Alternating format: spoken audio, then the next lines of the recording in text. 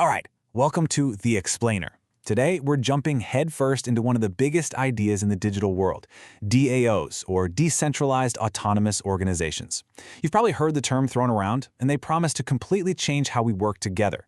But what's really going on under the hood? How do they work, and what are the massive challenges they're up against? Let's get into it.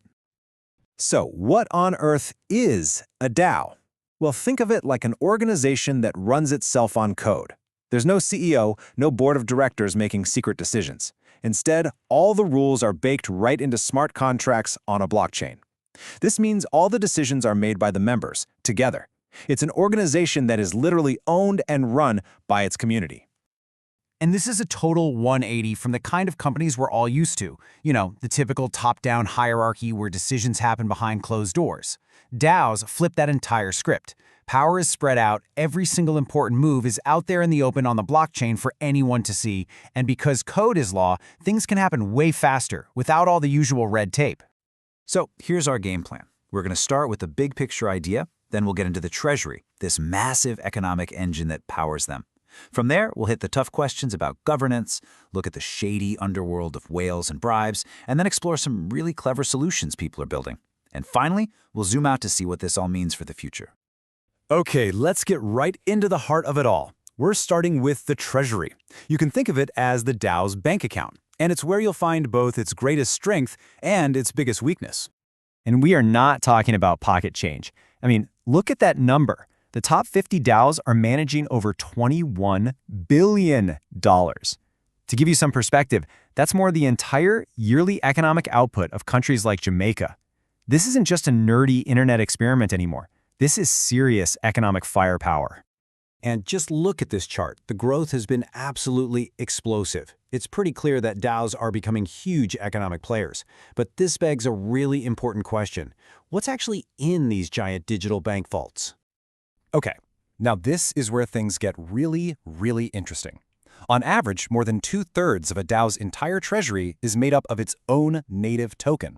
And remember, that's the same token that gives you voting power. So the very asset that makes up the bank is also what gives you a say in how the bank is run. You can probably see how this might get a little complicated. And that complication leads to what researchers call a double-edged sword. It's this wild feedback loop. When the DAO is doing well and people are excited, the token price goes up. That makes the treasury worth more, which lets them fund even more cool stuff. That's the dream, the virtuous cycle.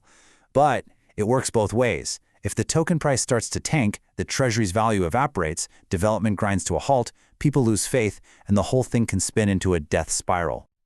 Right, so you've got billions of dollars teetering on this knife's edge. The next logical question is a huge one. Who actually decides what to do with all that money? And that brings us right to the central dilemma of DAO governance. On paper, it sounds perfect, right? Pure digital democracy. Anyone who holds the governance token gets a vote. Whether it's about spending the budget or making a huge change to the code, the community decides. The whole point is to have no single person or group in charge. But the reality? Well, it's a completely different story. This is real on-chain data. And what it shows is that for huge decisions about the treasury, less than 19% of token holders even bothered to vote. Let that sink in for a second. More than 4 out of every 5 people are just sitting on the sidelines. And that is a massive, massive problem. Why? Because when most people don't show up to vote, all it takes is a small, motivated group to completely control the outcome. It swings the door wide open for all sorts of manipulation, and it puts those billion-dollar treasuries at serious risk. So this low turnout creates a very specific, very dangerous kind of threat. To really get it, we need to zoom in and take a close look at the players who can exploit this kind of system.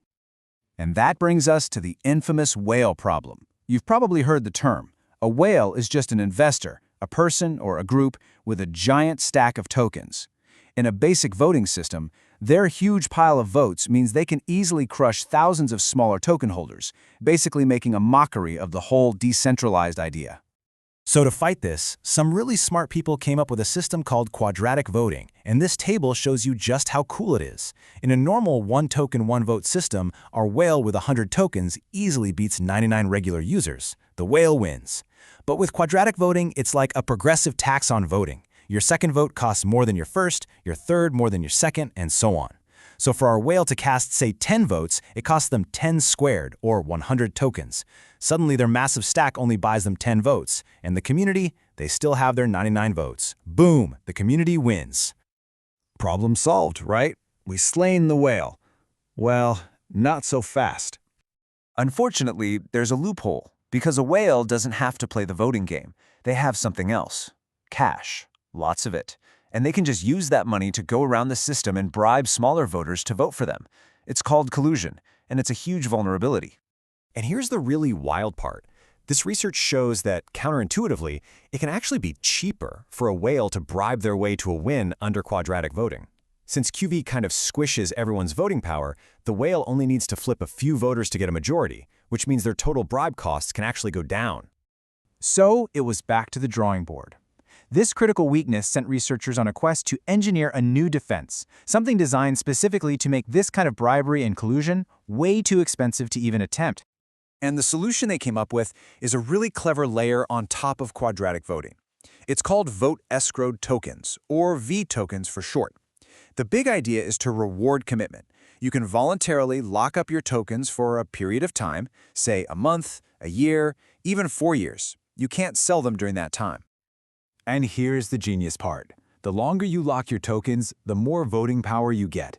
This simple trick is incredibly powerful because it forces voters to think like long-term owners instead of short-term gamblers. Sure, a quick buck from a bribe is tempting, but if your tokens are locked for 4 years, you care a whole lot more about the health of the project in the long run. It completely changes the incentive structure. And does it work? Oh yeah, just look at this chart. The analysis shows that this combined system, quadratic voting plus V tokens, makes a bribery attack way more expensive. Those long-term locked-up voters have so much extra voting power that a whale would have to spend a fortune to buy them off. It makes the whole DAO way more secure. Okay, let's pull back from the nitty-gritty for a second and look at the big picture, because these aren't just fascinating technical puzzles. These are live-fire experiments in how humans can organize and govern themselves. What we're really witnessing here is the creation of a brand new kind of economic machine. It's a self-powering cycle. People use the protocol, which generates fees for the treasury then funds new development, which makes the protocol better, and the whole thing is steered by the token holders. It's a living, breathing system that's constantly being tweaked and improved by its own community. And I think the biggest takeaway here is that there's no single magic fix. Building a DAO that lasts isn't about one clever voting mechanism. It's about having a whole toolkit. You need smart financial management, good risk models, flexible governance, and above all else, complete transparency.